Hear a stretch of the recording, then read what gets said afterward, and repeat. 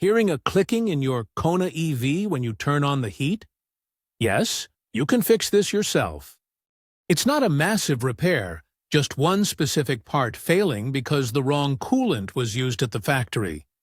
The sound is a high-voltage relay trying to power your cabin heater, which is called the PTC module. In the 2019 to 2021 models, the original blue coolant, type BSC1, breaks down over time.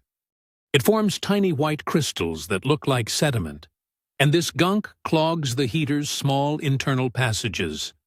When the heater can't get coolant flow, the system shuts it down to prevent damage. That click you hear is the relay trying and failing to turn it back on. First, let's confirm the problem. With the car parked and in ready mode, press the heat button. And turn the temperature all the way up. If you hear that steady clicking from under the hood, you've found the issue. You'll need to order a new PTC heater module, part number 97191K4000. Next comes the most important step, flushing the entire cooling system. You cannot just drain and fill it. Those white crystals are packed in the lines, the radiator, and the chiller unit. A simple gravity drain leaves most of it behind. You need a tool that pulses water through the system to physically knock all that sediment loose and push it out.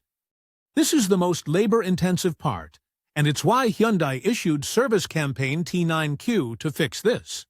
Once the system is perfectly clean, you can install the new PTC module.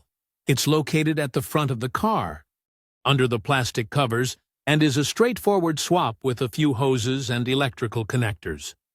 Just be sure the system is fully drained before you disconnect the old one. The final step is refilling the system, and this is non-negotiable.